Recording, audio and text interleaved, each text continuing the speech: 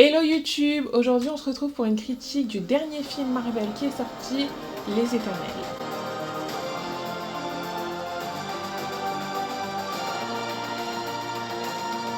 Un film tant attendu, enfin pour ma part, je l'ai attendu parce que je suis une fan de Marvel, entre guillemets. Je lis pas du tout les comics mais j'adore les films, surtout depuis la pandémie. Oui, je suis en retard et... Nous sommes en guerre. Je me suis posée et j'ai tout regardé et j'étais en mode oh, mais pourquoi personne m'avait prévenu en fait? Parce que c'est trop bien. À tel point que même moi, du coup, après avoir tout regardé dans l'ordre, j'en ai parlé autour de moi, etc. J'ai harcelé mes potes, je leur ai dit non mais si, il faut que vous regardez, tenez. Je leur sortais l'ordre chronologique de Marvel, j'ai dit non mais tiens, il faut que tu regardes. Franchement, si vous l'avez pas fait et que vous avez le temps évidemment, mais vous avez le temps franchement. Vous et moi, on sait que vous avez le temps. Bref, regardez dans l'ordre, franchement c'est trop bien, ça vaut le coup. Le fait que ce soit continuel, que ça se suit, ça fait un peu comme une série, mais chaque personnage a la possibilité de développer son arc à travers son propre film et après de les retrouver dans les Avengers. J'ai vraiment trouvé le concept super cool et j'adore pratiquement tous les films en général.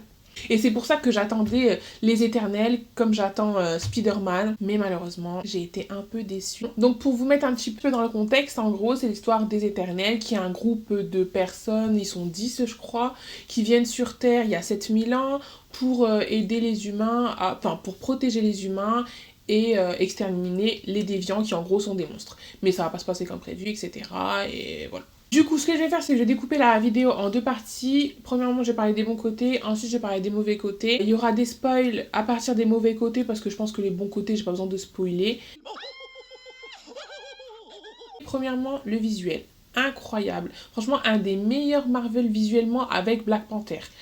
Les autres, ça va, ils sont beaux, ils sont cool à regarder, c'est des films d'action, mais celui-là, franchement, ça se voit qu'il y a un travail qui a été fait par la réalisatrice qui a été nommée aux Oscars. C'est une réalisatrice chinoise qui s'appelle Chloé Zhao. Le décor, les paysages, les costumes, même les effets spéciaux. Il me semble que quand Angelina Jolie, c'est elle qui m'a le plus marqué avec ses armes, sa lance et son bouclier, il me semble que c'est que des effets spéciaux. Il me semble que l'actrice ne tient rien dans ses mains. Deuxième bon côté, première personne malentendante et première personne homosexuelle de tous les MCU au bout de je sais pas combien de films, merci.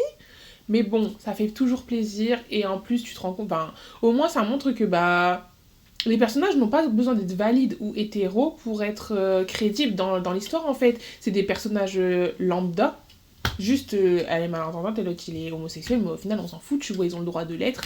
Et merci d'en mettre plus à l'avenir. Oh là là, putain, saoulé. Ça change rien au personnage, ça va pas te faire plus aimer ou moins aimer le personnage, c'est juste, voilà, c'est un truc en plus, mais au moins, les gens sont représentés, ça fait plaisir. Troisième bon côté, Angelina Jolie. Ai-je besoin de dire autre chose? La go pourrait avoir de l'alchimie avec un caillou. Non mais franchement, à chaque fois qu'elle est à l'écran, je me dis mais, excusez-moi, il a 9 autres personnages, s'il te plaît. Laisse-les respirer. En fait, là, il n'y a pas à être belle comme ça, s'il vous plaît. Non, mais franchement. Bref. Mention spéciale dans les bons côtés pour la fan de Game of Thrones qui est en moi. 2 acteurs de Game of Thrones font partie du cast. Et en plus, le personnage principal s'appelle Cersei. Ce que je ne savais pas avant de voir le film. Mon petit cœur de fan de Game of Thrones, il a fangirlé tout seul là. J'étais trop contente. Winter is coming. Bref. Du coup là on arrive au mauvais côté, donc ceux qui n'ont pas vu, je vous invite à faire pause, allez voir le film parce que ça reste un bon film quand même. Faites-vous votre avis et venez me dire dans les commentaires ce que vous en avez pensé. Oh my god! What is that? Pour moi, le vrai problème du film, c'est que l'histoire du film repose sur l'histoire d'amour entre Aerys et Cersei. Ça, c'est pas un problème en soi. Le problème, c'est qu'il n'y a pas d'alchimie entre les deux acteurs principaux qui sont censés s'aimer. Ils sont censés s'aimer depuis 5000 ans. C'est quand même beaucoup. C'est long, 5000 ans, tu vois. Il faut être amoureux de la personne, hein. Du coup, j'y ai pas cru dès le départ à leur amour, en fait. J'étais pas impliquée. Pour prendre un contre-exemple, Macaris et Drigg, je sais pas si c'est un amour fraternel ou si c'est un amour romantique, mais le peu de scènes où on les voit ensemble, Franchement, tu le sens qu'ils s'aiment en fait, personne n'a besoin de te le dire, tu le vois à l'écran. Et à contrario, Ikaris et Cersei, on nous le rabâche tout le temps, on nous le montre vite fait, mais personnellement, j'ai pas été impliquée. J'aimerais vraiment avoir votre avis sur ça. Est-ce que vous avez été impliqué dans leur histoire d'amour ou pas? Et le deuxième point qui est un peu lié au premier, c'est qu'il y a une règle très importante dans le cinéma qui a été très très mal respectée tout au long du film, c'est le show don't tell, qui signifie montre au lieu de dire aux téléspectateurs. On nous a trop dit que ça faisait 5000 ans qu'ils s'aimaient. On nous l'a pas vraiment montré et le peu de fois où on nous l'a montré, comme il n'y avait pas cette alchimie entre les deux acteurs, bah t'y crois pas en fait. T'es pas impliqué. Du coup tout ce qui va se passer par rapport à eux deux, t'es en mode ok, mais tu t'en fous tu vois. Et j'ai trouvé ça super dommage. Le troisième point négatif pour moi c'est les méchants. C'est quoi ça? Il y en a 3 et les 3 on sait pas ce qu'ils veulent.